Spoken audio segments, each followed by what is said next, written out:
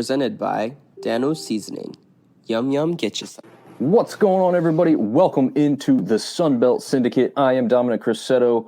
We also have TJ Corman, the other co-host for this evening and every evening, really. We are part of the Dogs Media Network, coming to you by College Football Dogs. We are sponsored, as you can see below, by Dano's Seasoning. Use the promo code below to get a little bit off your purchase from their website. That promo code is Doggos. Speaking of food and some seasoning, TJ, tell the fine people what you just made for dinner tonight before we got on air. Oh, yeah, man. Speaking of Dano's, I did use some Dano's Chipotle on my I made the Philly cheesesteak pasta. Go check it out if you're on my social media network. Go, it's on my story. Really easy recipe. DM me if you want the recipe, but delicious. Absolutely to die for. My wife, my niece, she's living with us now, and she loved it. It was delicious. And I made some fried cabbage and onions, but that's some country food that you may or may not know about that. I'm good with the onions. I don't know about the cabbage, but if it was mixed together. So do you eat egg rolls? Oh, I love egg rolls. There's cabbage in egg rolls. Okay. Yeah. So I would eat it. Yeah, absolutely you'd eat it. And also, it's not the way I season it. Yeah. And because you got to put a little sugar on it, right, to tenderize the cabbage, get it soft. A little Worcestershire sauce, onions. Most times you use some bacon fat. I use some beef fat. For some flavors, a little onion powder, garlic, salt, pepper. Like I said, I'm telling you, man, fried cabbage is basically you're just sauteing vegetables. But it's cabbage. And I'm telling you, it is absolutely delicious. You need to try it. If you want the recipe, I got you. But it's super simple to do. Okay. And get your cast iron skillet. That changes the game. Right. And do you wash it? There's that big argument. Do you wash it? No. So I got savvy and I went and bought me some cast iron soap. So gotcha. Yeah, I got cast iron soap and I also got cast iron oil to lubricate it after. So when I put it away for storage, I don't worry about it rusting out on me. So right. Makes sense. Yeah, I lived with a guy once who just never washed it. I don't think he even rinsed it out. I was like, oh, that's that's not how this works. Yeah, he spoke about it being flavorful for the next run. I'm like, well, people like that. I don't really eat a lot of their cooking. Those are the kind of people who don't clean their grill grates. Just leave it flavor for the next time. I don't like that idea. Yeah, I have a squeaky clean grill. Probably because I don't grill nearly as much as you, but overall, I try and also keep it clean. Yeah, got to. Yeah, I don't like to put a lot of work in before I use it the next time, right? So, Exactly. And if I'm already cooking and working, I might as well take the next 10 minutes to clean it after, so I don't have to do it before next time. So It just makes sense. Yes, absolutely. No doubt about it. So we definitely, after hearing all that, we definitely have to get your little tailgate special together at some point where we got all kinds of camera angles and we're just showing you in your element, showing us how all the food is prepped properly. And then, you can show me with my important part, which would be just enjoying it afterward. Absolutely. Oh, man. Well, with all that being said, now I'm still somehow hungry, even though I've already eaten. But we will jump into TJ's expertise here as we show you the first clip of the night in a game between James Madison and Marshall. This one, obviously, the one from Thursday last week, which TJ was a lot lower scoring, at least through the first half, certainly, than I certainly expected. And then we can see some of why that is here with a defensive stand as Marshall gets the safety, and we'll let you roll through this one for us. Yeah, both the lines played great. You got a situation here. So I played in a shotgun offense in college, right? And the gripe that you always end up having if your offensive line isn't top-notch, and JMU has a great offensive line, but also it's a rundown, right? You absolutely 100% know that you're backed up against your goal line. The defense knows 9 out of 10 times you're not going to throw that ball. So lining up in the shotgun does your running back a disservice. He doesn't get a chance to get ahead of steam to run downhill. So my rule of thumb is if I'm backed up against my goal line, I'm always going to put my quarterback under center, give my running back a chance to get downhill to run. And at worst case, even if there's contact at the line of scrimmage, he falls forward. In this case, there was penetration. Marshall, did a number against JMU, who, again, JMU really has a great offensive line. But, the one up is if Marshall knows that you're going to run the football, and it goes for any team, if I know what you're going to do, then that's half the battle, right? Yeah. And this was just a classic case of wrong place, wrong time for JMU. Yeah, one thing I just noticed, because I told you I didn't really notice anything real specific about this play, right? I mean, it's like you said, it's just getting beat up front for the simplistic aspect of it.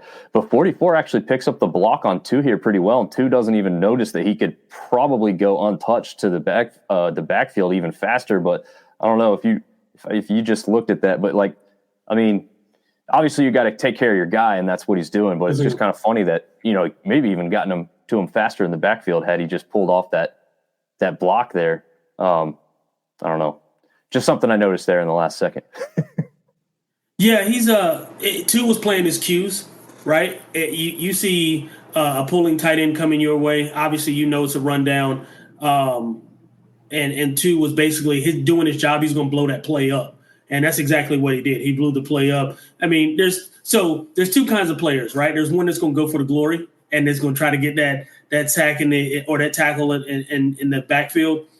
The problem with that, however, is if you got yourself a good running back, he slips that tackle, then there's no contain outside. So play your cues, play assignment football, which is what 2 did. He blew it up, let his other teammates make the play. And sometimes that's the best play, is not making the actual play. So there's something to be said for doing your job. Again, there's going to be some times in some football games where you go rogue and you call your own number. But in a situation like this, 2 did exactly what it was supposed to do, take on that block, and really blew the play up before it got started. So he did his job. Because like I said, if he goes in there and he tries to make that tackle and he misses and that running back bounces it outside, you're talking about a long run. So, yeah, and a lot of pissed off people in green, that's for sure. Yeah. And the reason to play sound assignment football is because you played the triple options at Wofford and Georgia Southern multiple times throughout your career. Absolutely. Not that you were defense, but I'm sure you heard them getting talked to about what they had to do. Mm-hmm. Well, this next play comes from a game that I was lucky enough to go and travel to. Well, lucky enough. I was going to say, define lucky. In a sense of the word, okay? How about before the game and mostly during the game, it was a good time. The ending for us App State people, obviously not so fun. This situation has App State up by 1 point late in the game, 4th and 10, minute 8 seconds left. And TJ, I know there's nothing real fancy about this play, but anything you want to tell us as we run through this one as I hit play here for us? Yeah, you're gonna see your slot in the bottom of your screen. He's gonna come in motion. They're running a deep over right to the right. What happens? The quarterback gets pressure, but he gets pressure to his strong side. And when you get a quarterback who's right-handed rolling right, if you don't contain that pocket, you got yourself a disaster, which is exactly what happened. You and I talked before we went on air. Obviously, ODU didn't draw up for there to be 4 players in one spot. Right? 9 times out of 10, this play won't happen. This isn't the play that gets you beat. Right? And I can live with them making this play because generally speaking, it's a lucky play.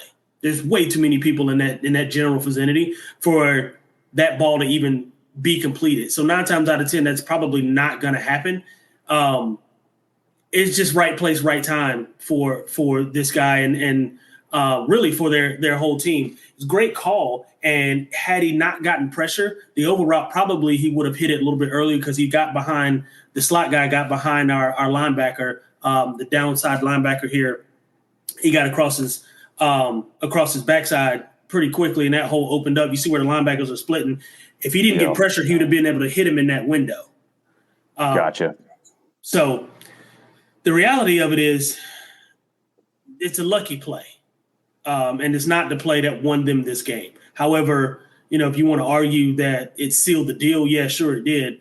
But there were so many mistakes that were made by App State early on that this play, at the end of the day, you file it away as something that should have never even been a play to begin with. Right. We crapped the bed so much, and there's a lot that I could say about this game, and the same thing that I've been saying in the past about the way we've coached and the way we've played, and how predictable we've been and how predictable we're going to continue to be if we keep this style of play up. So anyway, I don't want to harp too long on it, but you'll get your chance. You'll get your chance. Yeah, it's. But going back to the play, I mean, great rollout. You get a right-handed quarterback rolling to a strong side. Normally, good things are going to happen.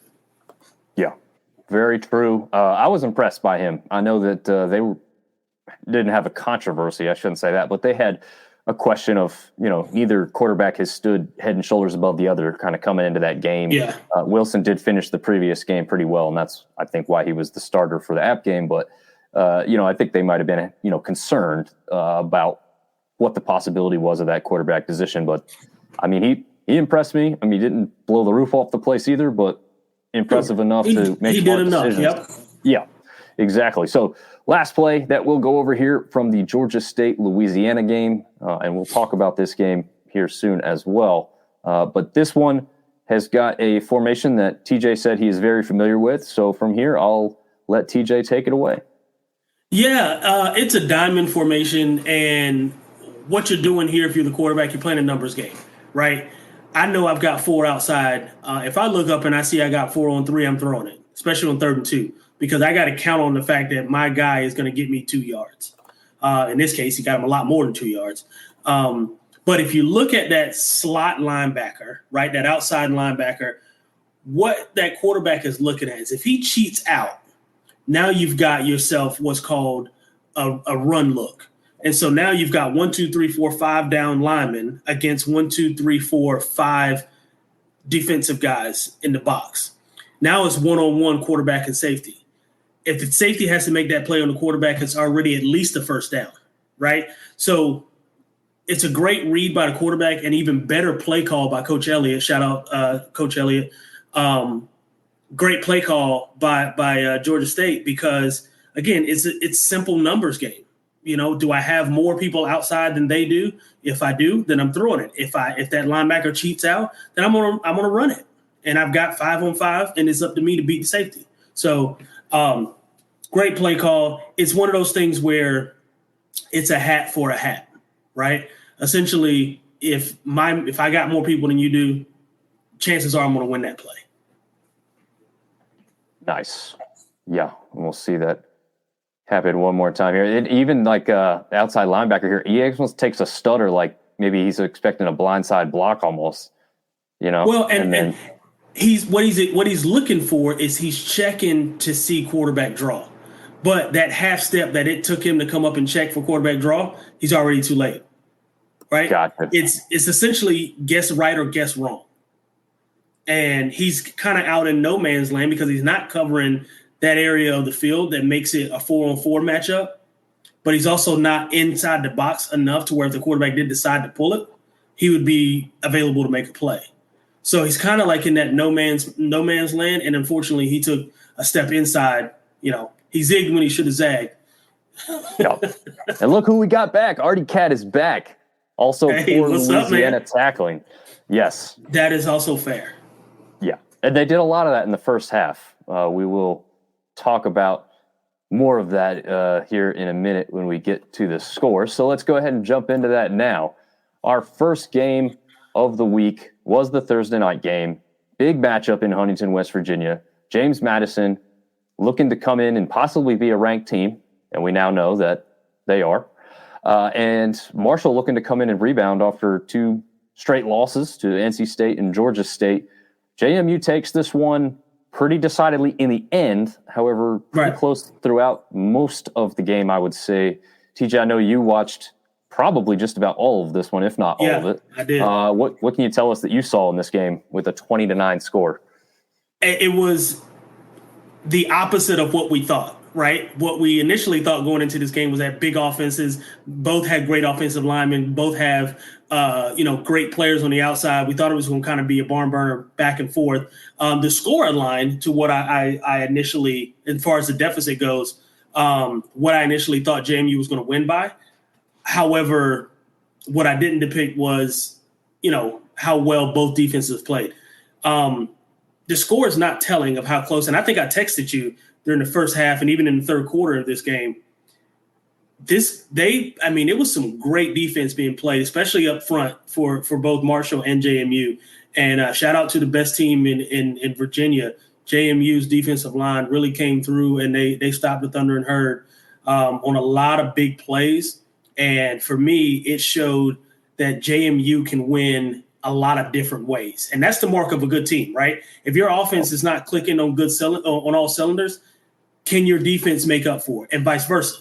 And they've shown me, and they've shown, I think, college football world, because I think they were talking about it too during the game. It's a shame that they can't, be eligible for a bowl game, because they're going to end this season ranked. I see them winning out, to be quite honest. And it's a shame. And the NCAA needs to change that, because this is a good team and you're not guaranteed next season. I think you and I talked about this last week. You're never going to be guaranteed next season, right? And this might be the best team that they have for the next 4 years. Who knows? And they won't even have anything to show for it. So I think it's awful. I think the rule is terrible. You get a team as dominant as they are on offensive and defensive linemen, and they can't even showcase their talent, because I think they're Cotton Bowl eligible or Cotton Bowl talent-wise eligible, in my opinion. Yeah, and I think that the important fact that we were both speaking about is because, most of the team, I don't know about most, a handful of teams in this conference have also gone through this same 2-year adjustment period, penalty, whatever you want to call it. But we're not just arguing for James Madison here. I think you and I both agree that this should be across the board, because what you're doing is you're penalizing these kids for a decision they didn't make. Okay. Right. So TJ, you were lucky enough to be in the same competition level throughout your career. And obviously that was a great thing, because you won 3 state national championships. However, I can only imagine how you guys would have felt. Even you would have been a pump to move up to FBS while you were there, I'm sure. But at the same time, to know that you were ineligible to either win a championship or go to a bowl game and say, what the heck are we playing for? Right. I'm not going to transfer out. We're got a good situation. It's the same thing. Like it's just across the board. If Jacksonville State is eligible, they should also be able. So this is not just 100%. Us saying, well, just 100%. JMU special treatment here. TJ and I don't have any love affair with James Madison, but we just think across the board, it's not a fair thing to do to these programs, but more so to these kids who are playing for them and being punted. These guys could be laying the groundwork for what is to come for James Madison or Jacksonville State or whoever it may be. And their legacy is going to be, well, you were really good, but no one really believes how good you could have been, because you never got to play in the bowl game. You never got to play in a conference championship game, whatever it is. I think it is unfair. And the other aspect that I talked to some fans of ODU about is, as much as they don't want to see James Madison do it because they're in the same state, if they could have gone to a New Year's Six bowl game this year and they don't go, that's the entire conference losing out on money. Obviously, JMU gets a bigger share of that. 100%. But the entire conference also gets a payout from sending someone to that game, and everybody loses out. So it's a no-win for anybody, right? It's a shame, like I said earlier, because right now, if you took JMU outside of probably the top 12 teams in the country, outside of excluding them, and really there might be a couple of them that JMU would put up a good fight against. I don't think there's anybody past 13 to 25 that JMU could not either beat or take them down to the wire.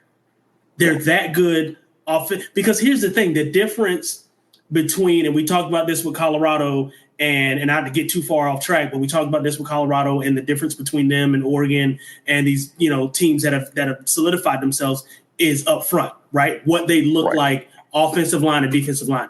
JMU has that. They've got it on both sides of the ball. They're averaging on the offensive line 280 across the board, right? It doesn't get any better than that. So there's not a reason why JMU, in my opinion, wouldn't give anybody hell on the football field, top 1 through top 25, but especially that back half of the top 25, you can put anybody on the field with JMU and they'll give them a dogfight. Yeah, absolutely. I totally agree. And as you said, it looks like our app logo is gone away. Good. It doesn't need to be there. They'll get it back when they deserve it. Well, real quick, there's a couple things. Me off so much. Couple things I want to touch on. So you said James Madison, easily the best team in Virginia. Number 2 might be on the screen right now, honestly. Number 2 may still be on the screen. Early season struggles to figure out who the quarterback was. It seems like Wilson's the guy. We got to see if that remains the same. But again, impressive enough to get the job done and win the game. I mean, there's no reason he doesn't see the field more often and get better along the way.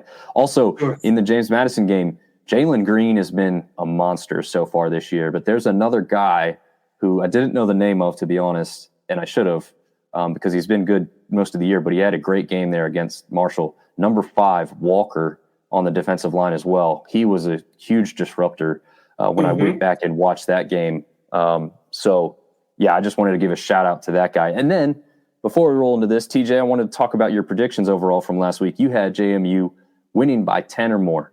They won by 11, right? We just went over that. ULM wouldn't lose by more than 17. They only lost by 10. Coastal by 10. They won exactly by 10. Stroman was the go-to guy for App State. In this game right here, he gets the last 2 throws. We'll talk about that more in just a second. And you also had Georgia State to win. More of a coin flip in there, to be totally honest, but still. You called all the games almost to exactly a T, so congratulations on that. Well done, sir. And we will let you talk first about what you saw in this game, and then I will share my thoughts in a 28-21 victory for ODU over App State. Yeah, I mean, listen, where do you want me to start, right? It's the same thing that I've been saying the entire year.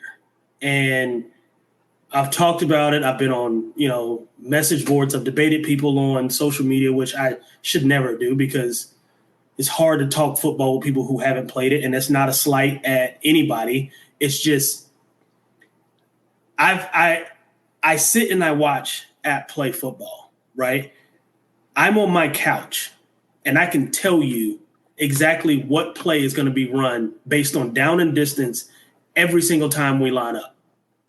And if I'm doing it and I'm not getting paid to do it, I'm just sitting at home eating ribs and drinking a Bud Light, what do you think somebody who's getting paid to do it is doing? Right? I can tell you down and distance every single time what we're running. It's zone or, we're going to throw it outside. And, every now and again we mix it up and throw across the middle to a deep end route. We're very vanilla on offense in terms of how we call games, and defensively, we're not disciplined enough against guarding against the big plays, right? So there's and 2, defensively, just like offensively, there's no variation to how we rush the quarterback. The 3-4 defense is great until it's not. Yeah. Right. And in a lot of instances, we're running it in the ground because we're not stunning when we need to be stunning. If the defensive line is not getting any penetration on the quarterback, then you've got to manufacture some penetration. You've got to manufacture a pass rush. And if you can't do that and have your guys lock up, there were times that it's 3rd and 5 or 6, and our defensive backs are playing 10 yards off the football. What are we doing? Yeah. You're giving up a slant or you're giving up a quick stop because you're playing 12 yards off the football and it's 3rd and 6. I don't understand what it is that I don't understand the logic behind how we're playing football. There's a picture that I'm in the group chat with some guys that some former players, and I took a picture of it. I can't remember the down and distance, but we were playing. It was they had doubles, I think, to the top of the screen, and we had a corner and we had a safety. Safety was 14 yards off the ball. The corner was 10 yards off the ball. Jeez. And there was nothing but wide open space. And I took a picture. I stopped the TV. I paused it, took a picture of the play, and I posted it in the group. And I said, what kind of defense is this? No one could answer me. All it was, I don't know, man. I don't know what we're doing. I have no idea. I've never seen this before. Why are we playing that deep? There's no reason for us to play that deep. Listen, it drives me crazy because I know we're better than that. And it would be one thing if we didn't have the talent, because there was a conversation earlier today about, and I'll shut up in a minute, I'll let you go, but there was a conversation a little bit earlier about Coach Moore and how his ramp-up time was a little bit different because he was building a program. And I get it. Then was a different time than now. We live in a microwave society at this point. And what's happening is there's no lack of talent. It's a lack of developing the talent. And what we're not doing and what Shawn Clark and staff are not doing is developing the talent the right way and calling plays that put you in position to win rather than just put you in position to stay in the ball game, because it's ultimately going to get you beat. So anyway, there's a lot to be fixed. There's a lot to be said, and there's a lot of debate around how much longer Shawn Clark is going to be there and be our head coach. I wish him the best. I think he's a great guy, but something's got to change. And there's no slight at ODU, but we should not be losing to ODU ever. That should never happen. Right. And it was the first time it has ever happened, was this past Saturday. I think it was the first time this was the fourth try. They were 0-3 previously, and most of those games were not close. I will speak on that now, I guess. I'll just go ahead and start and open with that. So going to Norfolk, Virginia, where ODU is located, for those that don't know, was about a 3-hour trek for me, which is exactly the same amount of time it takes me to get to Boone. It was just the opposite direction. So last minute, kind of decided to go and do this. Shout out to Baker Loy for offering up a free ticket that made me even ask the wife for permission to do this. I was right. I was geared to ask, did you get clearance? How did that work out?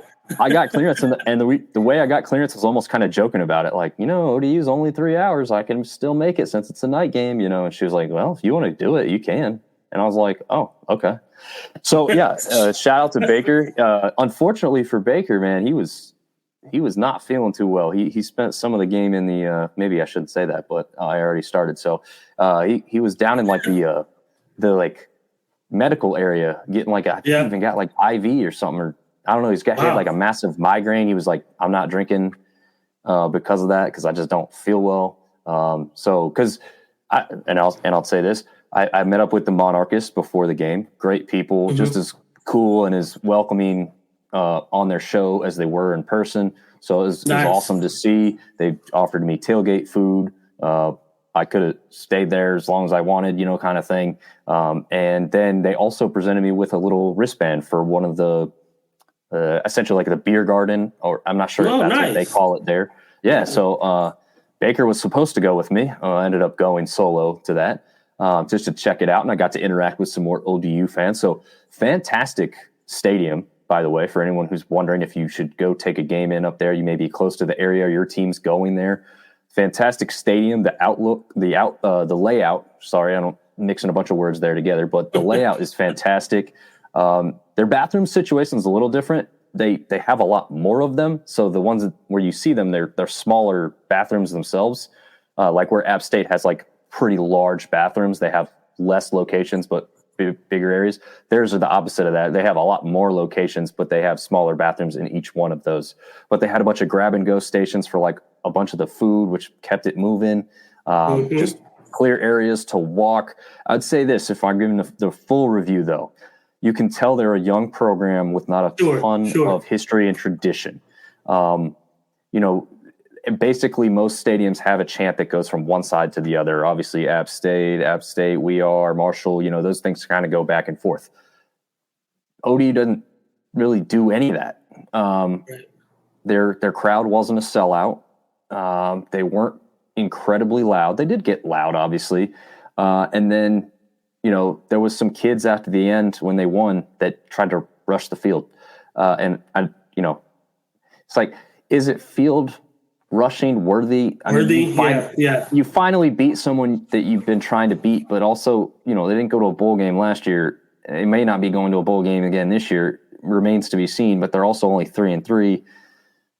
Again, that wasn't a massive amount of people, but also before they started their last downfield rush where they ended up taking the lead by a touchdown and 2-point conversion, a lot of people started leaving because they thought that they had blown it.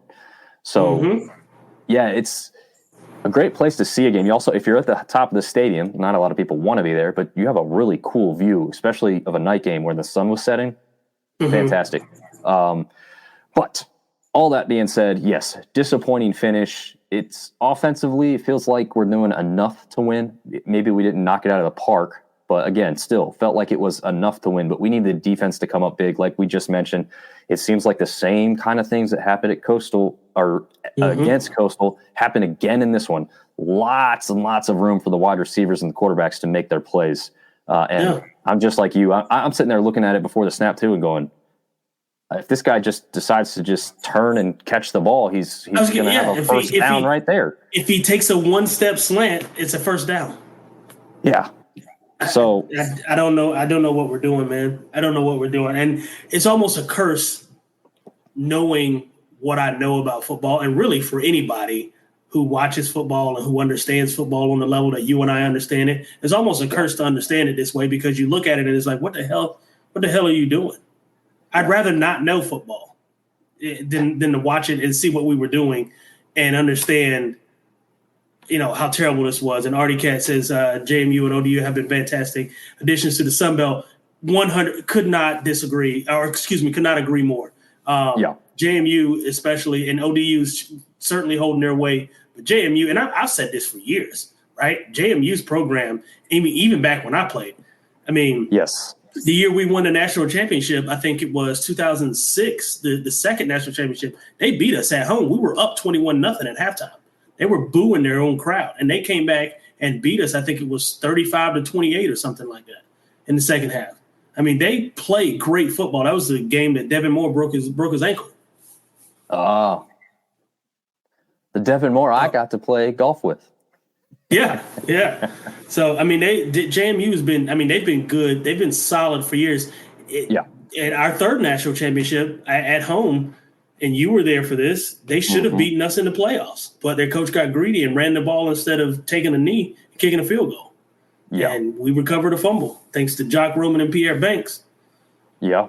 Yep. We certainly did. I remember going nuts on that one. Oh, my God.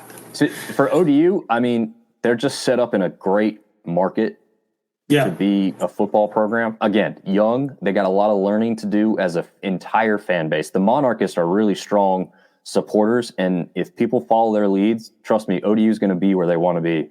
But they just got to get more of the people that are that entwined to the program. Obviously, they're not going to have all the access the Monarchists have. Sure. Just the care and the desire to get this team and program where they want it to be, it will come. Trust me, you've got the setup that you really need. So, man, all my graphics are, crap in the bed here. It's all good. If I go out here and click around here, now it's not going to want to do anything. Well, the good news is we know we can talk about it. Yeah, we can still talk. Oh, there we go. I just had to get it to go away and then come back. All right. Yeah. Georgia Southern goes up against ULM. Like we had mentioned earlier, you said that ULM would keep this game closer than the spread indicated. They did do that, and they only lost by 10 here to Georgia Southern.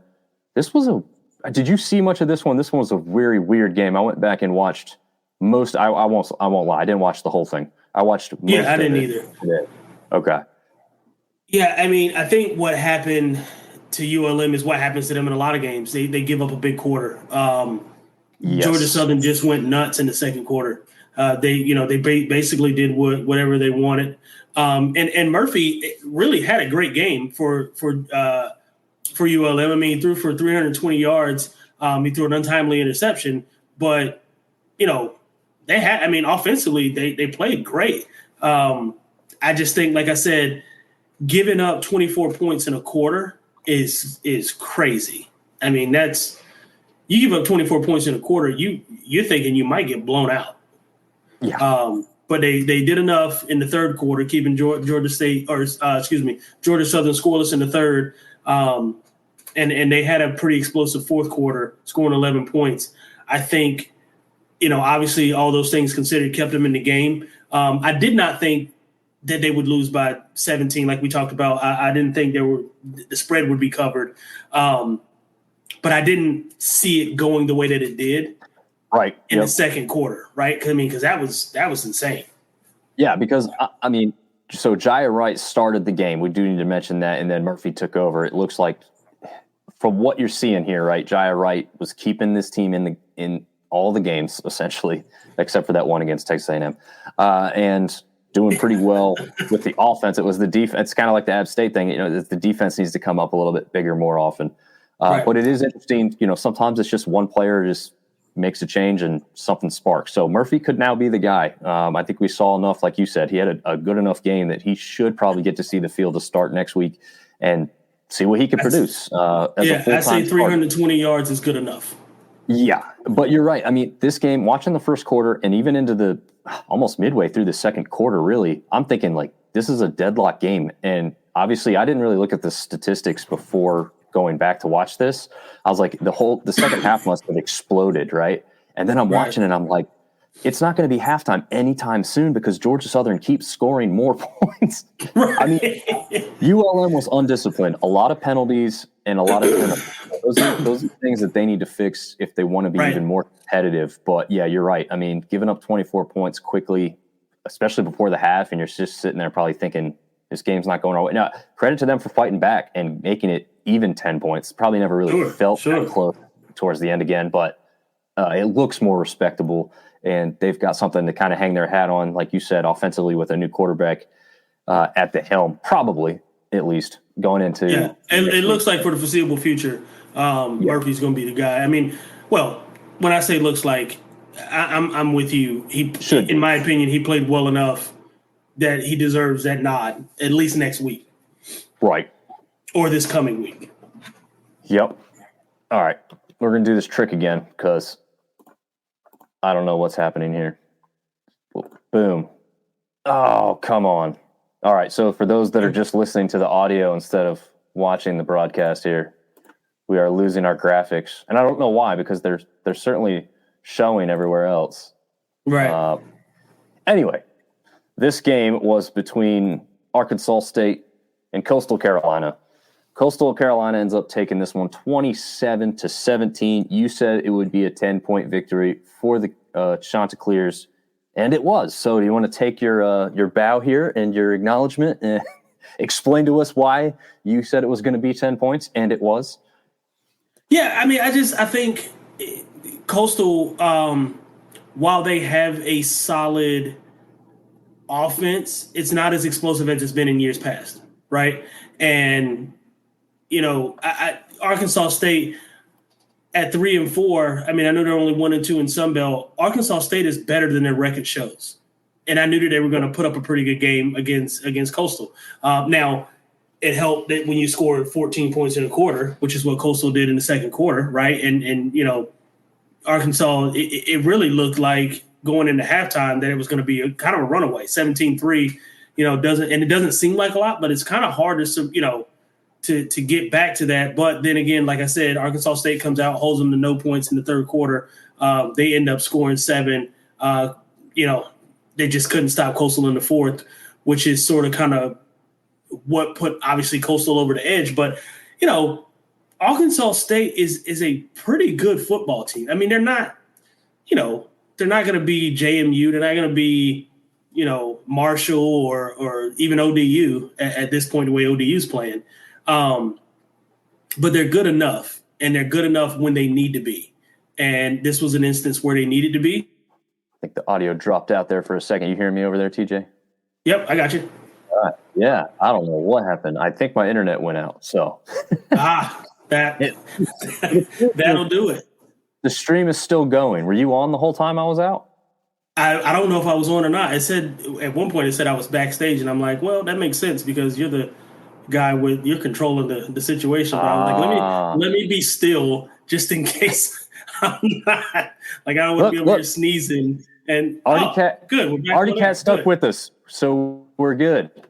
Thank you, Artie, for first of all just participating. This is fun. It's always good to have you back. I know we didn't have any interaction last week, sadly, so it's good to have somebody on who cares and also who's a Texas State supporter, because we don't see enough of those or hear enough from them. Although it looks like this year we're going to be hearing a lot from those guys overall. So good to see Artie Cat back and interacting with us here and letting us know we're back on the air.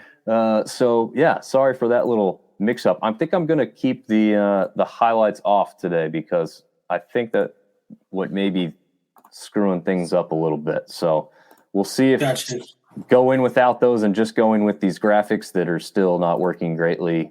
Work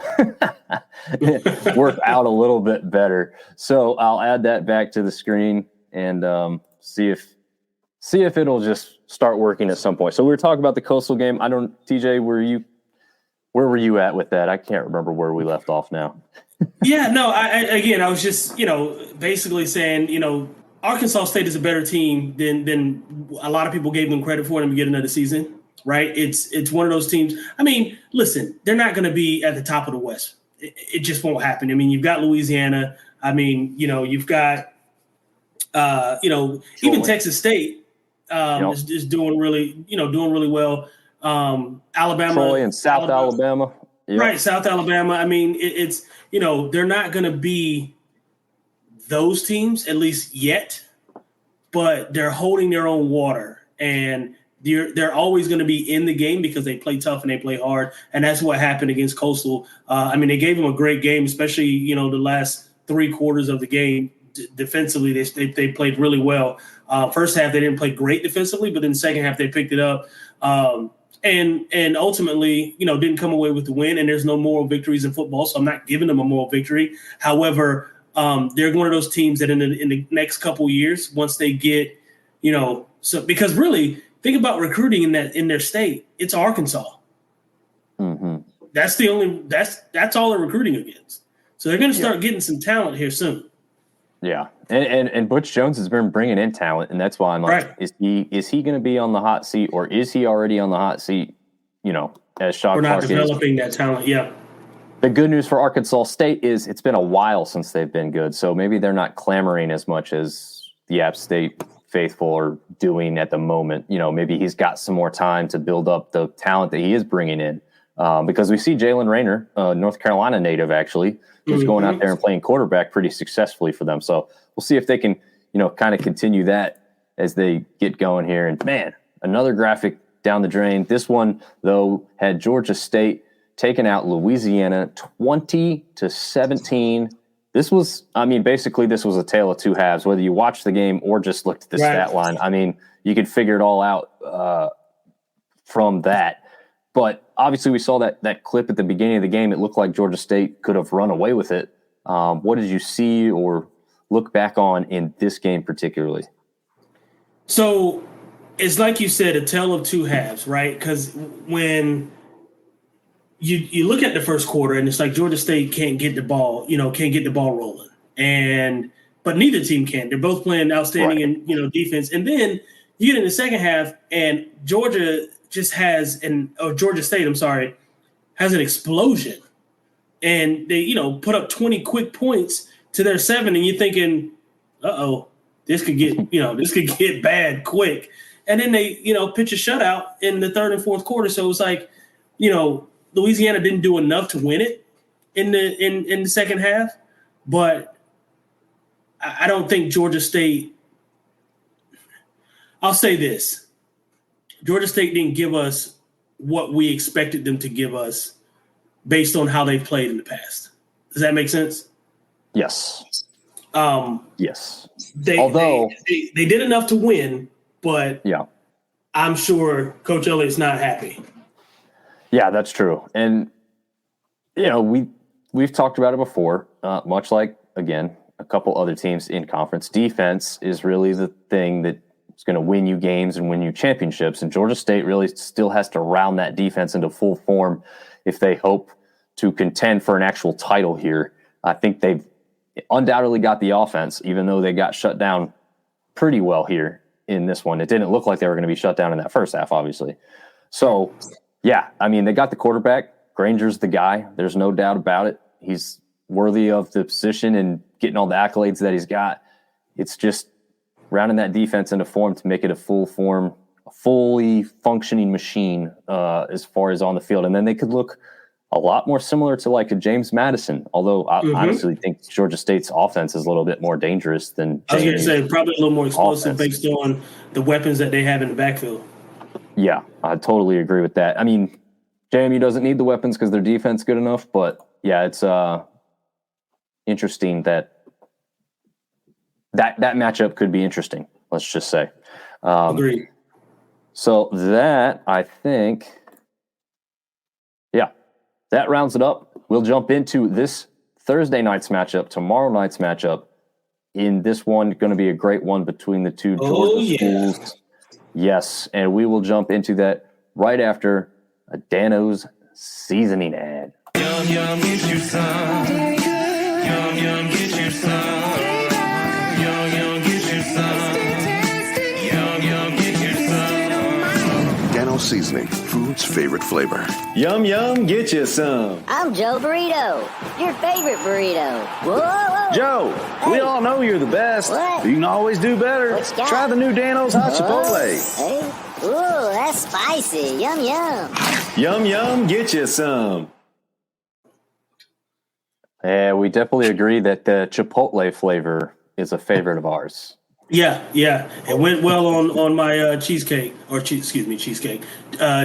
pasta tonight. So. I think that may be the only thing it doesn't go well on is cheesecake. Probably so. I would venture to bet that that's probably not a good mix.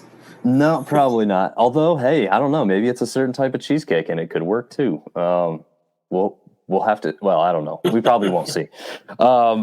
But we'll jump into just leaving from the Georgia State game from last week into this one this week. Man, I'll tell you what. I'm excited to see this. Heck yeah! This new version of hate, new state of hate, whatever they're calling this rivalry.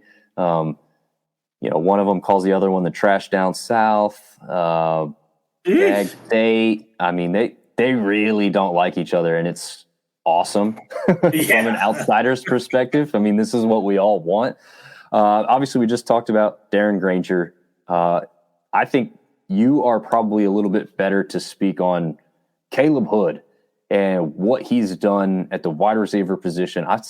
If I'm not mistaken, he was actually there when they were still running the triple option. So talk about maybe what this guy can do as far as the offensive side of the ball and explosiveness that he can provide, and maybe what we'll see overall for this game as well on Thursday night. Yeah, I mean, he's super explosive. I mean, 57 receptions, 590 yards. He's everywhere, right? I mean, he's all over the field. You give him the ball. I mean, he's a big play waiting to happen at any moment. I mean, he's basically averaging a first down every time he touches the football, which is insane. I mean, and that's big time. I mean, I think he's a well-built kid too. What does he go about 190 pounds, 200 pounds? I mean, he's a good sized kid.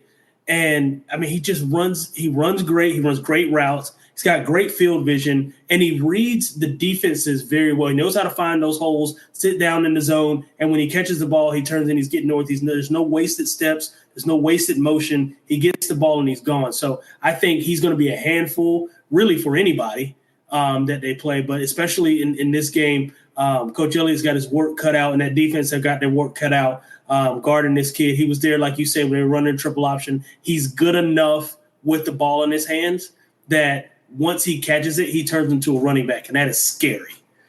Because you and I both know there's a difference between a wide receiver who catches the ball and is still a wide receiver and a wide receiver that catches the ball and turns into Deebo Samuel. And, that's who he is. I mean, obviously he's not Deebo Samuel, but he catches the ball and he turns into a running back.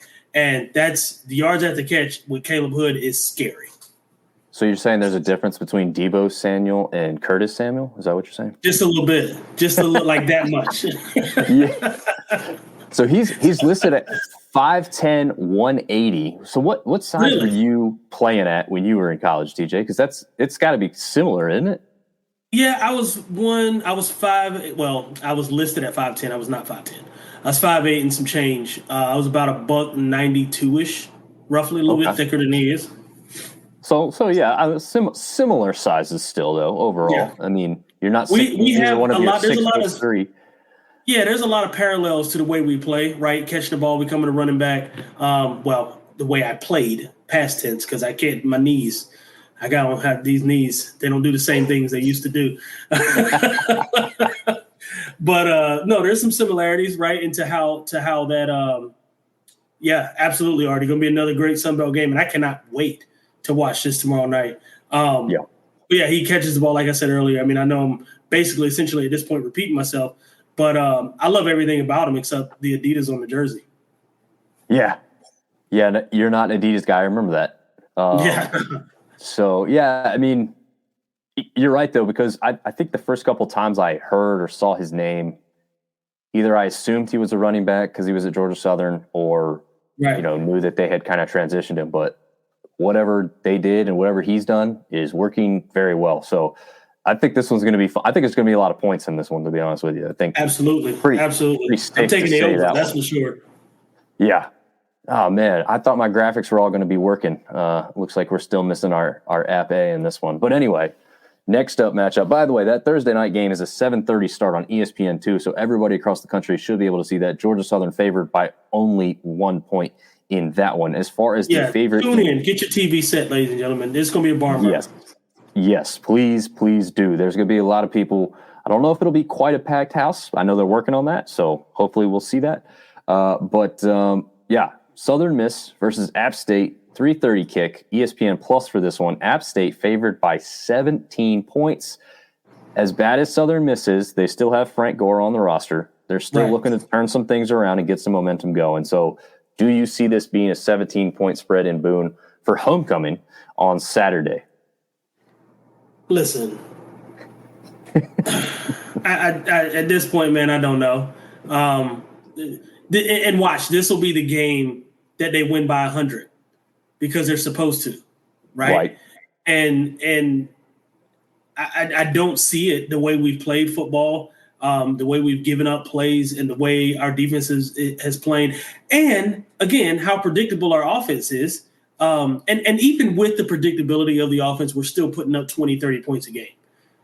We just can't stop anybody else from doing the same thing. So 17 points seems like a lot. I'm going to say they just barely cover the spread. The over is 55.5. Probably taking the over just because neither one of these teams are going to stop each other, to be quite honest. I think there's going to be a lot of points scored. Joey's going to have a field day. That defensive backfield for Southern Miss is not good at all.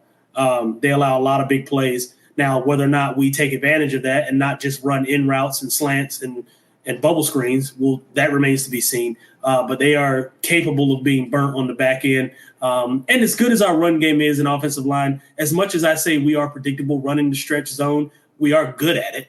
So, it's one of our strengths, and that's unfortunately one of Southern Miss's weaknesses is stopping the run. So if I had to pick, I'm certainly going with the over. I think maybe we cover the spread. I'd say safely anywhere between 14 to 20 points is kind of where we'll fall winning this game, in terms of how many points we win by. So safe bet is 17, probably get close to the spread. Hard to say. I know both teams are going to score some points because neither team can stop each other. I think I can agree with that. We had two FCS opponents last year, right? Neither one of those games were put away by halftime like they should have been. Right. And if you face a good FCS team, maybe you say, well, the other team was better than we thought. Neither one of those teams were any good. Right. Last year, we couldn't separate. We couldn't put them away. So far this year, against like competition and even unlike competition, I mean, we took UNC to the wire, and we saw before last week, and when they lost everything that they had going for them, we saw that they were a better team than what we had been facing. But the separation is what doesn't come. So to me, I wouldn't be surprised here if we only win by like 10 or 14. I hope we win by more, but it wouldn't shock me. Like you said, predictable offense, defense, it needs a lot of work. But again, hopefully the other side is pretty much the same, if not worse. And if Southern Miss fans are asked right now, they're telling you they're really terrible. I don't think App fans are saying we're really bad. What I mean? We just can't win, but it's not because we're bad. Well, defense is bad, I guess. Or just not great. But we got to define bad, because bad doesn't mean there's a lack of talent. The talent is there. Right. Yeah. You understand? I mean, we've got a true freshman at playing defensive end who wreaked havoc last week. We have the talent. Nate Johnson? Nate Johnson is a beast. Yeah. We have the talent to be successful. We're not coaching and developing the talent the right way. And I said this earlier, it goes back to what we're instilling in. Shawn Clark is a great guy, and I love him to death as a former player. But he's not turning it on. He's not tapping in to what these guys are. He's not maxing out, making them max out their potential. And I think that's the problem. And there's not consequences for not playing well. Nobody fears not playing well. And that's the thing. Back when I was playing, when we had coaches like Coach Elliott and Coach Satterfield and guys like that, there were consequences for not playing well. You didn't see the field. And sometimes you cut off your nose to spite your face, and you put somebody else that isn't as good as the talent that you put in there to make your point heard. Because there has to be consequences for not playing good football. And defensively, we're missing too many tackles. We're giving up too many big plays, and there are no consequences for that. So nobody fears not being, no one fears being taken out of the game. No one fears running after practice or anything like that, because we're just a bunch of nice guys. And that's not how our program is built. So anyway, I don't want to keep going because it's going to piss me off some more. But one more quick question, though, and your quote from last week, I didn't bring that up yet. I want to say that right now because I think it goes across the board for any coach. But you said this about Clark because obviously probably have a lot of App fans that listen to us. Call the plays that are going to win you the game, not just have you in the game, because having you in the game will make you lose. And that's literally a more perfect quote couldn't have been said so far for what we've seen this year on the field. I will ask you, though, how much of that is put on the shoulders of Frank Ponce versus Shawn Clark? I mean, we know Frank Ponce had some success here in Boone, then left to go to Miami, and then seemingly comes back. All of a sudden, like maybe Miami was going to see him out the door anyway. Is he also holding back or not developing these players on the offensive side, even though that's not the bigger concern here? But, the winning aspect, right? I mean, when you look at the wins and losses, it's both sides of the ball, obviously. Sure. Defense gets the bigger one, as we know, but is there something that could be done more offensively to, like you said, with the predictability? Just quickly, whatever you have to say on that aspect of things.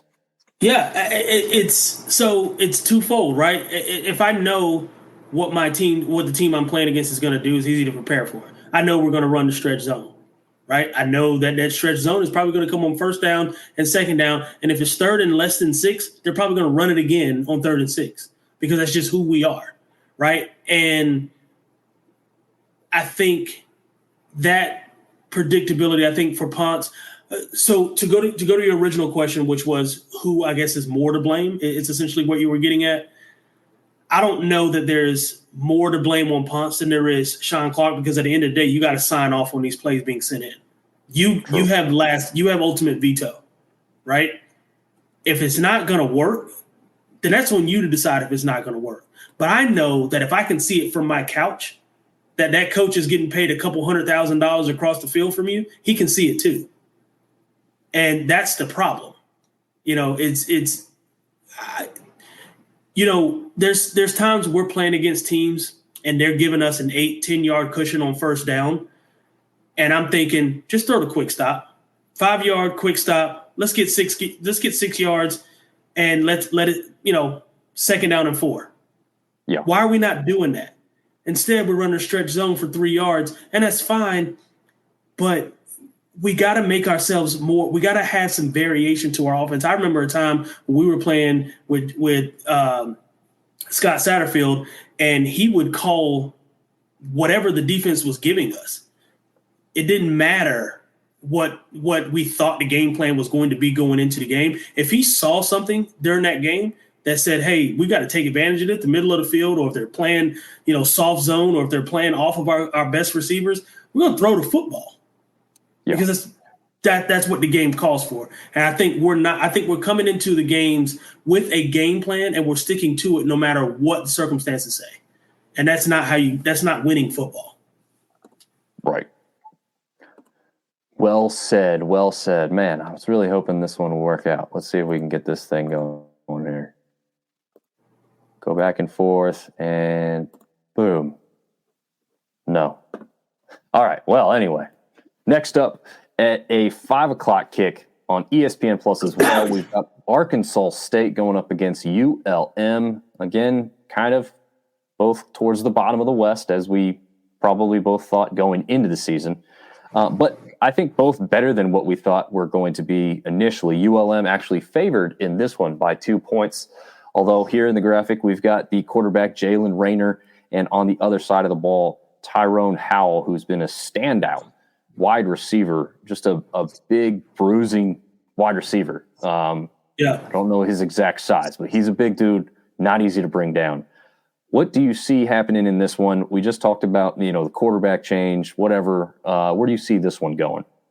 Yeah, I'm taking the Warhawks in this one. They've played tough all year. And as much I know, I just talked about Arkansas State, and I gave them a lot of praise, being better than what we thought they were going to be. I think UL Monroe is a lot better than what we thought they were going to be as well. And I think they showed me a lot when they played against App, but they've also showed me a lot against some other teams that they've played and kept it close. Even in a loss, they keep games close. I think this is one that they bring home because they've got talent, right? It's not a lack of talent. It's just the teams that they've played have been in a smidge better in some areas. And I think this is a more even and low key. If you're looking for another quality game to watch, this is one of them. I think it's going to be a really good football game, and good in a way that it's not good on good. It's not top two teams versus each other, but it's good in a way that you've got some teams that are up and coming that are starting to, make some noise in the coming years.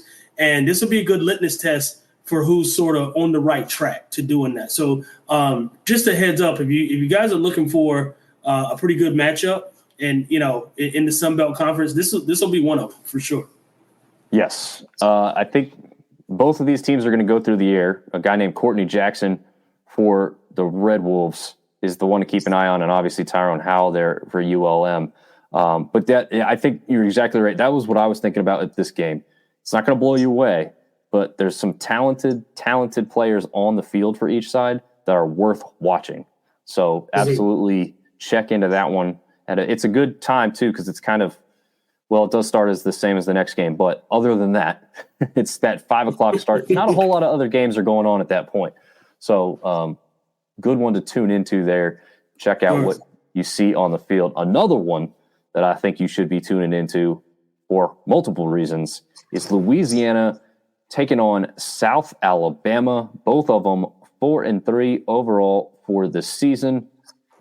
Kind of at different points, right? I mean, the Cajuns feel like almost a mirrored copy of what App State was. Former champions struggled a little bit the last season, struggling again a little bit this year. People are wondering kind of what's going on. Why can't we close out games? South Alabama's had some explosive games and they've had some big letdowns. So what do you think happens in this one that has the Jaguars favored by 10 points currently? Yeah, I'm definitely not picking them by 10. I think it's going to be a lot closer than that. You're not going to get me picking them by 10. And if it is by 10, it'll be at the end of the game in some garbage time. Well, there's no such thing as garbage time. But towards the end of the game when it's not, it's pretty much decided. I think these are two teams very evenly matched, like you said. Both are kind of going through that "who are we" kind of phase, right? Like, what are we doing? Artie's got South Alabama winning. Listen, I'm not going to argue with you. One way or the other. It's for me. It's a pick 'em. You can flip a coin, and for my money and decide who's going to win this game. Louisiana, there's times when they look like world beaters, and then there's times when they look like I don't know. I don't know who you are. So I think it'll be close.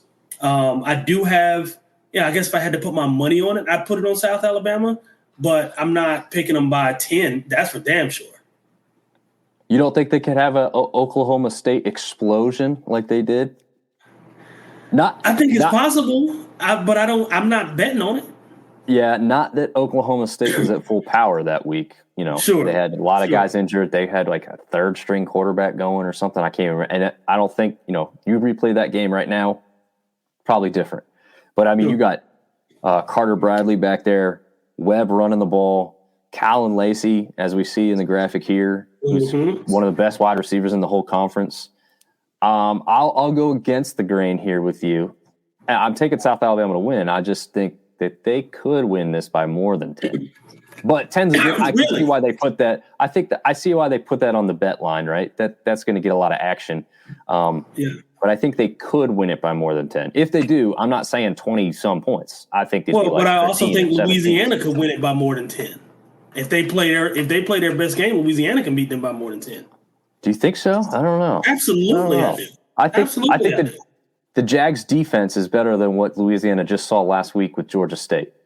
So I think that's going to be a big test. And Zion Chris, to his credit, is a developing quarterback who has already, to me, gotten better in the pocket than what he was. A lot of times he was pulling that ball down real quick in the first one or two games that we saw him and just running right away, which he's fantastic at, by the way. So I was going to say, it's not a terrible attribute. Right. It's really not. But with what South Alabama has up front and in the secondary even, I think that they could shut them down. He's still a young quarterback who is still developing, and I just don't know if I see him taking his team to victory in this game. That's fair. Yeah, I don't know if I'd be shocked by it if they did, but I wouldn't think it would come easy. It'd be like a last-second victory if they were to pull this type of thing off. So, I'm taking the Jags in this one. Maybe I'm taking the Jags because I had them as my preseason Western Conference or Western Division champs. So, I got to kind of stick with that, whether I want to or not at this point. Right. Got to ride that wave. You got Texas State, Troy up there. They're both all battling for it. So we'll see what happens with that one. Speaking of some teams battling for the top spot, especially with James Madison being ineligible. The next matchup, a 6 p.m. kick on the NFL Network once again. Marshall going up against Coastal Carolina. Just as in the previous game, these two teams both come in with 4-3 records as well. We see Rasheen Ali here for Marshall and Sam Pinckney over here for Coastal Carolina. Some people are probably wondering why I chose Pinckney instead of Grayson McCall. Well, for all the people that saw the game and the essential dirty, cheap shot, targeting, was it not targeting, whatever, Grayson McCall is questionable going into this one. So my key player that I know is going to play the game, unless something crazy happens from now until then, is Sam Pinckney, who's obviously still an amazing wide receiver and actually started his career at Georgia State, of all places. So what do you see in this one? Does Marshall have another pretty good defensive display and keep Coastal down and out and take advantage of that, or what do you see? Yeah, I absolutely see that. And it's no shot at Coastal. Nothing personal. I just don't think Coastal has enough to beat Marshall. Marshall played a very good JMU game or JMU team last week, and for all intents and purposes, barely lost. JMU is the cream of the crop right now in this conference, East and West. I don't care who you are. And really, quite honestly, cream of the crop for all G5 schools. I think they could beat Tulane right now. If you put them up there. And I think, Marshall gave them all they want. I mean, gave them fits, especially on that defensive line. Yeah. So do I think they could repeat it? Absolutely. Against Coastal. Coastal can certainly be had. App State didn't have them. But it can certainly be had up front. And I think that's where they'll dominate and be the difference. But I'll tell you this, Rasheen Ali, I love watching him run the football. He is a heck of a running back. And I think he'll be the difference too. I think it'll be hard for them to stop the run game because of how good Marshall is up front. And a lot of that showed too against James Madison. Even though James Madison defensive line held their own for sure against Marshall. But I think they'll be too much for Coastal. Yeah, I agree. They are going to control the clock and control the game there on the ground. We saw last year without Grayson McCall what this Coastal Carolina team looked like, and to be honest with you, it was not impressive. Right. At least not to me. It wasn't impressive, and so I think for that reason, I think if he doesn't play, they don't yet have their heir apparent to Grayson McCall's greatness, and they struggle at the quarterback position. And I don't think, like you mentioned, they're good enough defensively to overcome that, right? No, I think as we saw with James Madison against Marshall, they knocked out their starting quarterback and the secondary guy got to start. Well, their defense was still good enough that it wasn't a big, even if the drop-off occurred, it defensively they were going to be able to cover for that. I don't think that same situation is there. And then I think also, let's say, Rasheen Ali did not go last week against James Madison, right? Was held out of the game like last second for whatever reason. I don't think I ever heard why. Maybe he's just a little banged up. But Ethan Payne, I don't know if you saw, you were watching the game. You see that hurdle that he pulled off? No, I missed it. So I went back and saw the highlights, but I missed it. It was great hurdle. Yes, great hurdle. I mean, one of the next plays, though, maybe as a possession or two later, he doesn't have a straight hurdle, but he just kind of just does this little bunny hop, whatever you want to call it, over a guy. Right, yeah. And he gets tattooed. I think it was Walker who had that hit. The number 5 for James Madison I was talking about earlier. Yeah. Just destroys him because he wasn't fully planted on the ground. He had no way to get out of that tackle. Right. But anyway, yeah, my point is mainly that Ethan Payne is also very capable. He's not Rasheen Ali. He's never going to be Rasheen Ali. So it will There's not many people that are Rasheen Ali. No, very few. But they could still get it done with Payne being the main guy. I think, he still had a pretty productive day when you look at how JMU's defense has done against running backs overall for the season. I think he was over 60 yards. Again, that's not going to blow you away, but go look at what JMU's done to Kamani Vidal earlier in the season for Troy, who's also a tremendous running back. So Ethan Payne, had more yardage than that. And part of that is also Marshall's front line there, giving him the ability to do so. I think Marshall takes this one to be, they're favored by 4. I think they win by at least a touchdown or more, especially if Grayson McCall does not go. Right. But agreed. Speaking of Kamani Vidal, he is in our next graphic here as we've got Troy matching up against Texas State. We'll see if Artie Cat's still with us. I'm sure he's got something to say about this game as both teams come into this one 5-2, 7 p.m. kick on ESPN Plus has Troy favored by 5.5 points. We know Texas State has beaten Baylor to start the year, big victory, but this team in Troy may be better than the Baylor team. Baylor's getting hot now, so maybe it's a totally different situation, but right. Thoughts and feelings on this one and what we could see on the field? I think we got ourselves another pick'em, to be quite honest. My smart money says go with Troy, right? Because Troy has been the more consistent team. Saying that, they're both 5-2, right? Over the years, Troy has been more dependable than Texas State, and there's already Cat. We knew he was going to chime in. All through the game came in great for Texas State, got players back healthy. What's it going to be? Yeah, listen. One of those won't be as difficult as the other. Let's just be honest about that. Right. Arkansas State, a little bit easier matchup. Troy, you get through that one, you're going to be okay. But Right. So what's that? One of this is not like the other. Yeah. No, just a little bit.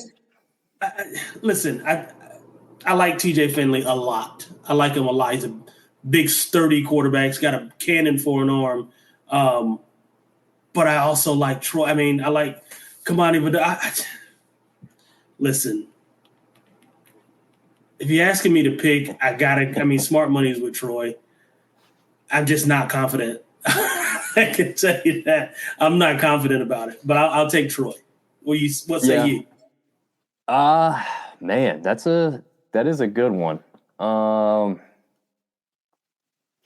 I think you got to go with defense wins championships, defense wins games. So yeah, I mean, I think Troy is strong enough defensively. You saw what kind of struggle James Madison had against them earlier in the season. So yeah, I just don't know if I would. Yeah, I think like you said, you could flip a coin here because you got Mahdi on the other side. The other, you got Hobart. I mean, you just go through the guys on both sides of the ball, and you're just like, yeah, he's a playmaker. They both have he's guys. Explosive. Yeah, Yeah, they both have guys.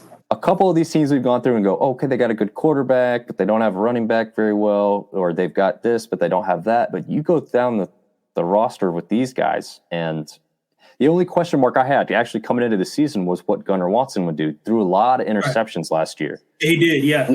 He's only got one more than Finley at this point. He's only thrown 4 interceptions. So I'm not saying he's fully corrected all the mistakes or reads, but obviously he's gotten better. And I think their offense in total has gotten better. So if their offense has gotten better and their defense is anywhere as close to where they were last year, they were the champs last year. So it's hard to go against them with the up and coming team that we've seen, but also seen Texas State struggle with ULM. Not that, again, we've already touched on this. ULM, I was going to say, State, tough team. Both better than we previously thought. But when it comes down to those minor differences that win or lose you a game, I mean, I've got to go with the pedigree of what Troy's bringing in with that defense, with the experience of being in big moments last year and coming away with victories. And most of those, probably the only one that they didn't come away with a big victory in is the Hail Mary at App State. But that's, again, like you said earlier on the other play that happened against App is ODU had. It's one of those lucky plays. Yep. For the most part, Troy gets it done. And I think that they will have just enough to get it done. And Artie brings up a good point. Texas State's defense will have to step up big time in order to stop these guys on the other side of the ball because they have improved. We thought the defense would get worse. We didn't know what the offense would do. The offense has certainly improved. So we'll just have to see if they can put it all together because if they have an off game, Texas State can certainly take advantage of that. I don't know if you got any more things to say on this one before we move into what I think is our last matchup of this coming weekend. No, I think you hit it. I think you hit it dead on, man. I got Troy. Gotcha. Well, with that being said, last matchup of the weekend. Now we are using College Football Dog's official ranking. So JMU is coming in at number 20, which is quite a bit higher than where they're at in most polls, which I think is 25 in the AP and coaches. Right. If they're the same in both, I'm not even sure off the top of my head. But since we work for College Football Dogs, we are going to use our official rankings for this. JMU comes in at number 20 with a 7-0 record, facing an Old Dominion team who's coming in with just 4-3 record overall, but one heck of a defense coming into this one. And if you notice, for the first time throughout all these graphics, 2 defensive players, no offensive players. I was just getting ready to say, you switched it up on me. I did. Well, I had to go with what I thought was kind of the best player on both teams. That's what I typically did on all of these. And to me right now, it's certainly on the Old Dominion side, far and away, Jason Henderson at the linebacker position. And, I said Walker just had a great game from James Madison, but I think down in distance every time I'm going to pick Jalen Green as the guy, right? I think he's still the perennial number one. If you go back and watch highlights, he's continually double teamed. So if you're getting double teamed on most plays, you're probably your team's best player. Yeah. So James Madison, 8:00 kick, ESPNU for this one. So a little bit more national television.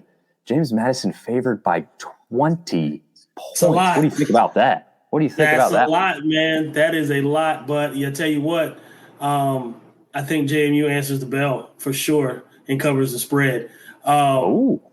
They're too much, man. JMU is too much on both sides of the ball, right? They can do it. I mean, we saw it against we've seen it all season, but we've seen it against Marshall last week and every team they played against defensively, their defensive pass rush, they don't have to blitz. They don't have to manufacture a pass rush. They can get to your quarterback with 4, right? So they can do it on defense. Offensively, they've got receivers that can catch the ball in traffic, catch the ball over you. The 50-50 ball becomes a 70-30 ball because they've got the better matchup on the outside. And they've got, a strong run game. So I think JMU, and we've said this, and obviously I think at this point you've had to be blind to disagree, that they're the most well-rounded football team in our conference.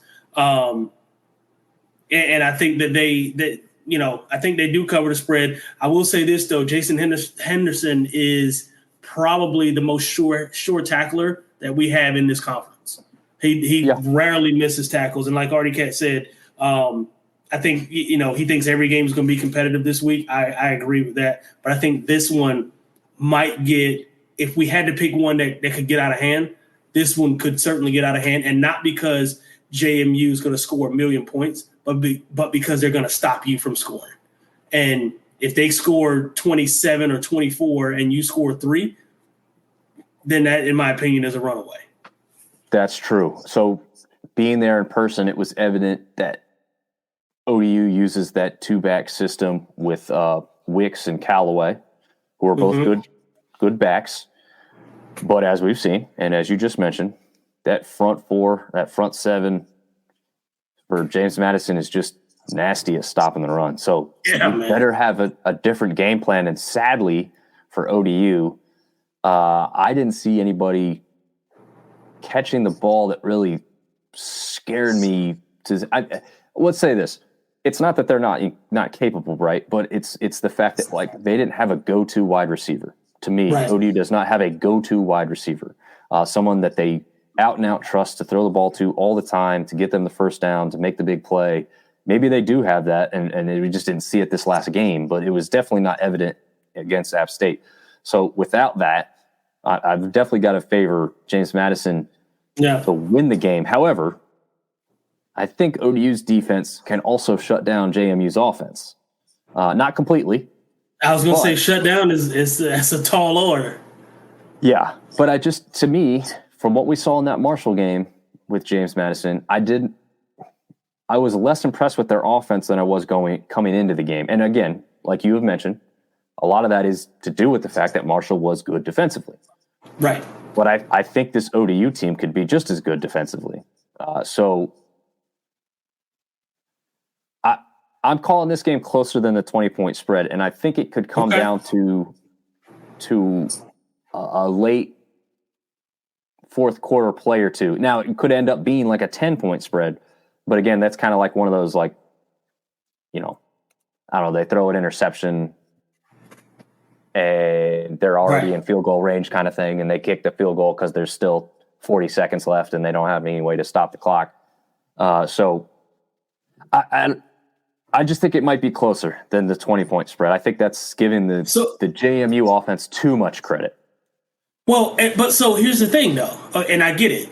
You're saying we're giving JMU's offense too much credit, and I get that. They're not uber explosive, and they don't have to be. They don't need to be, because JMU, quite frankly, their defense can carry the weight even if their offense is not explosive. But let me throw this at you. How will the JMU versus UConn game be? I don't know. We'll get to that in just a second, Artie Cat. Let me throw this at you. I guess I'll pose it as a question. Can JMU hold Old Dominion under 10 points?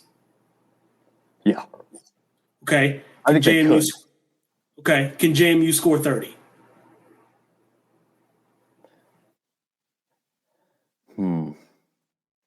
I think I see your point. They can. Yeah, they could. So and they've shown us that they can score 30. Yeah. And almost, every other game that they've played this year. I mean, we go back and look at the scores that they just put up 28 last week. So if we know that they can score 30 and we know that they can hold an offense like ODU under 10, then I think what Vegas is doing in terms of calling it a 20-point spread, I think logically makes sense mathematically. I get what you're saying, because ODU is good enough on defense where they can hold JMU. to under 30 or under 20 or whatever.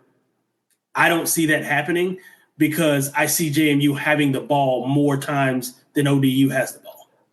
Yes, I'll definitely agree with that. Yeah, JMU is definitely going to have more possessions. And we saw how, it seemed like both teams last week were just like trying to get out of their own end zone. I don't think I've ever seen a game that seemed to happen so much in. Inside the 10-yard line as many times. Yeah. And so also credit to the punters on both teams for putting their teams in those positions. Field position matters. It does. And obviously we saw Marshall get their first points of the game on a defensive safety. And we saw that clip as you started off the show with. So, yeah, unbelievable in that one. But, yeah, like I already said, going to have some great games overall in the Sun Belt this week. Sorry, I'm trying to find – there we go. There's both of us. So, yeah, let's bring Artie's question back up. How bad will the JMU versus UConn game be? It'll be a bloodbath. 100 to nothing. It's going to be a lot to a little bit. Yeah, I think the sad part is UConn's improved since last season, and I still think that they're not going to be. We won't be able to tell. It won't show up this game. That's for sure. Yeah, there's a reason that JMU was desired to be brought into a conference, and UConn was not, and this will to show that to a full effect. And obviously, as we're ending the show here too. Let's bring up the fact, and I'm sure you saw this, although we didn't talk about it. We did talk about Army last week. Did you see that they have been officially invited to join the American Conference starting in, I believe, 2024? Maybe it's 25. Yeah, I heard that during the broadcast, yeah. Yeah, so thoughts on that? Because I think, so, first of all, it's great for them, great for Army. As a school, right? I think they're getting the national attention that they need. I think that if, in fact, they do accept the invite, I think that's going to call for a revamping of their offense. Because, as we spoke about, right, you can't run that offense and win football games competitively and consistently enough. You're going to win 10-7 against some teams that can't score that much, right? Or that often. You're going to win 13-10 and whatever. But there's going to be some teams that you're going to run into more times than not in college football that are capable on a week in and week out basis of scoring 21 to 28 to 30 points. And if you can't match that, that's going to be a problem. So I think offensively some things have got to change for them to be competitive in that conference. I could be wrong, but there's a reason why Georgia Tech changed their offense. It matters when you start playing real competition. So we'll see. Yeah. And a reason Georgia Southern changed their offense. Although it seems to be working out pretty well for Air Force this year. That's true. But also we got to look at who Air Force is playing. So there's that. There's that too. And it's an offense that like those Mountain West teams, well, I mean, I guess they've seen, right? Because they've been in the Mountain West for some time. But still, it's an offense that they don't have much experience with compared to some of these teams in the Southeast who've seen this type of offense a little more often. But also, Artie Cat has something to say. I don't know if you've noticed Sam Houston, who's obviously moving up well too. They keep getting so close to that first victory, but they just can't get over the hump. It is interesting though, because this is the type of team when you've had so many close victories that you add a recruit or two. I mean, you're down there in Texas, some excitement coming in. Maybe they turn a couple of these close losses into wins next year, and they start off pretty hot or something. But yeah, it's got to be a struggle for the Bearcats down there in Sam Houston, and unfortunately, because they've had a sad start to the win-loss column, their attendance is struggling mightily from the looks of it, at least from what we've seen on TV. So Texas is huge in football, but if you don't win, people still care less. So you've got to still win it on the field enough to keep people interested in hanging around your program as far as that's concerned. TJ, any other thoughts or teams you'd like to speak about before we wrap this thing up for tonight? Here's something that's going to make you sad. Duke is now the best football team in North Carolina and possibly South Carolina. Yeah, that's crazy. And real quick, Artie Cat says that Sam Houston State goes up against Texas State next year, and they they have a 94-year rivalry until 2005. So, yeah, that'll be nice to reunite that, especially if both teams are getting better, which Texas State certainly is. We'll see if Sam Houston State can put that together. But, yeah, going back to your statement, I mean, being right here in Durham, nobody talks about Duke football until this year. And I'm sure they love that. Duke wants it. They keep ignoring us. Keep talking about Carolina. Keep talking about Clemson. Keep talking about Miami. Keep talking about all these teams. Leave us alone. Yeah, that's true. But it's just funny, man, because Duke football doesn't exist here, and we live right here. I mean, I don't know the last time I saw Duke football, anything on anyone's car, license plate, nothing. I see more App State and ECU here, and obviously State and Carolina as well. But it's crazy to think that without much of a fan base, without much fanfare, that this, like you said, may have just established themselves as the top dog in the state, in two states. In a year where there's an argument to be made that they're better than Clemson. Well, I mean, they crushed Clemson the first time they played, you know. And I mean, people are saying, well, Clemson's gotten better. Clemson did this. Clemson. There's still an argument to be made that they're even with how much better Clemson has gotten, Duke is still better. And Carolina blew it against the fourth best team in Virginia. I don't even know how that happens.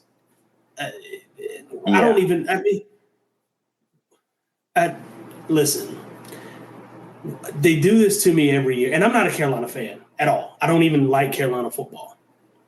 I have no feelings towards Carolina football whatsoever. But you try to get behind them because I don't. But as much as I'm an App State fan and I love my alum, I want the state to do well. I want us as a whole, as a state, to do well. And every year I try to get behind Carolina, and they always start out great, right? Top 15, top 18, and then they move down into, this is the first year I think they cracked the top 10 in a while. And then they move in and they do all this great stuff, and then they crap the bed against Virginia. Virginia couldn't beat JMU, Marshall, or Virginia Tech right now. And they might not be ODU right now. I don't even think they could beat App State right now. That's what I'm saying. So, oh, God. Yeah. It's frustrating, man. It's frustrating. So, I guess we'll just hold on to Duke for right now and see what happens. Yeah. Hey, the good news is if we want to go to a Duke game, it's pretty easy to get some tickets. Yeah. So, yeah.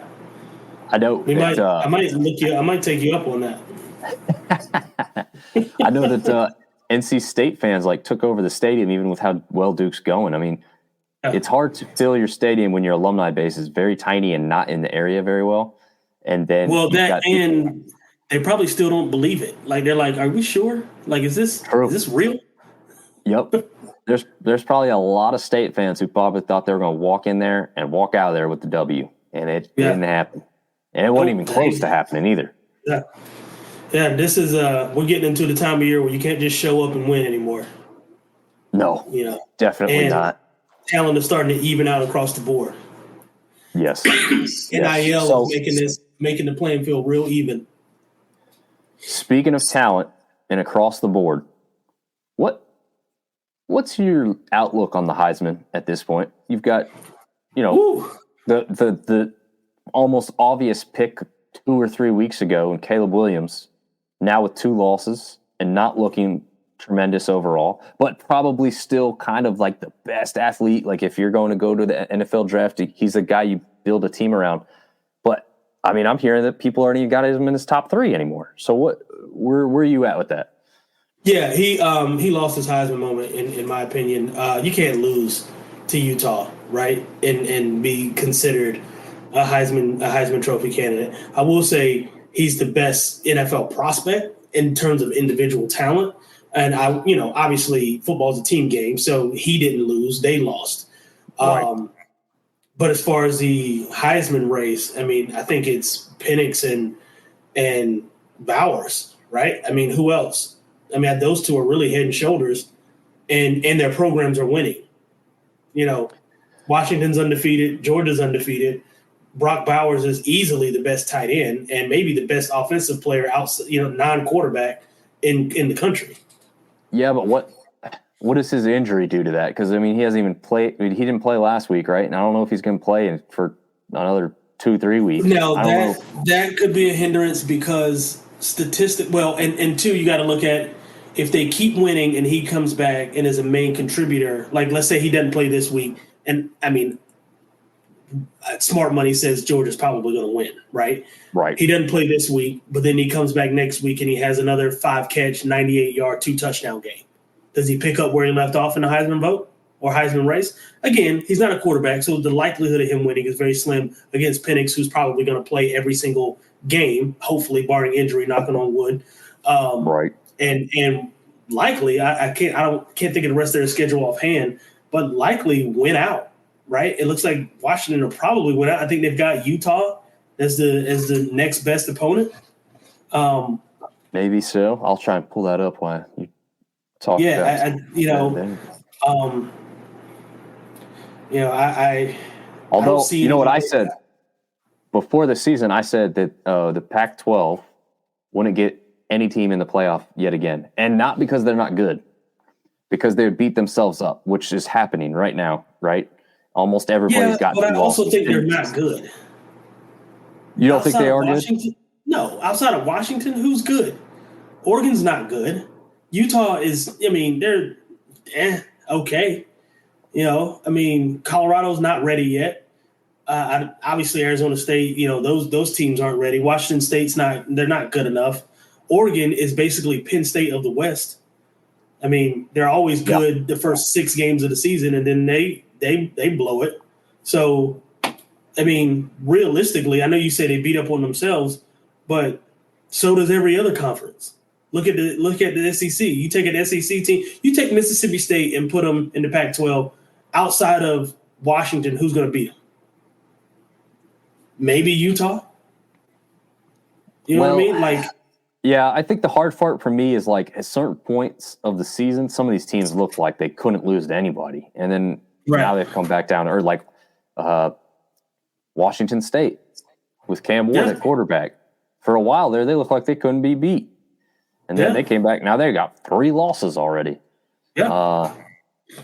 Well, I mean, you think about what Oregon did to Colorado and trying to make a point, make a statement, and now look at them. Yeah, that's true. I mean, and I get it. The excuse is we beat up on ourselves, but again, every conference does that. Everybody does that. I mean, look at, like I said, Clemson outside of Duke has no losses. Outside of Georgia, nobody in the SEC is undefeated. So we're all beating up on each other because that's how it works. But the difference is can you go outside of your conference and win? And I don't think Oregon is good enough to win in the SEC. I don't think they can. I don't think Oregon stands a chance against Michigan, Ohio State. I don't even think they could beat Penn State, to be quite honest. Put them in, I guess. Offensively, like, challenged, though. Like, where's the explosiveness? They got nothing. No, and they never will because they're not going to get a quarterback that wants to play there. Well, I mean, I think this Aller kid is good, but, like, he's not. Is he, though? Is he? I heard it described, because I'm not going to come up with this off the top of my head, but I heard it described on satellite radio. He's like the old school quarterback. He's not your new school scrambler who's going to run around and be exciting. He's like your old school pocket passer quarterback who just wants to sit back there and deliver the football and occasionally run when he has to, type thing. And I mean, I guess from what I've seen, I have to agree with that so far. I mean, that won't win. No, not against teams like Michigan who are stealing signs and everything. Right. But it'd be just but think about all the good teams. Their quarterbacks are mobile. They can move. They can run. Yeah. I mean, outside of Georgia, I mean, even I forget his name, but he can run a little bit. Trevor Lawrence, when he was at Clemson, he need to leave my Cougs alone. Listen, they are who they are, man. And we got to call a spade a spade. We can go all night on this. Sorry, I don't mean to keep you, but the college football landscape, where it's even because of what NIL is doing, and I love it. I absolutely adore. I mean, you've never seen Alabama rank. I think they're 12th. maybe better now. You've never seen. Yeah, it is right better now. But yeah. Um, I mean, I was on the verge, how we do our rankings for college football dogs. I was on the verge of having them out of my top 25 after the first 2 or 3 weeks because I just thought maybe this team isn't just a top 25 team. And it wasn't so much that they kept losing because they had started winning, but they hadn't really played a lot of competition, and other teams I thought were going to just jump ahead. Obviously, that hasn't happened, and they've moved their way back up. But I mean, like you said, the playing field has never been more even, and I think it's going to really stay that way. I don't think we're going to see teams good. Good. Yeah, we need parity. I think it's good for college football. I think it's great, but I think fans have to adjust, right? So, with what we're experiencing in App State and other places like Arkansas State, who's been through this long downturn stuff, not necessarily right away, but here within 2 or 3 years, and we fully understand what these NIL deals have done to the college football landscape, you can't expect the turnarounds could possibly be really fast, as we saw with Colorado early in the year. You can flip a whole roster. You can do it, and it can have success.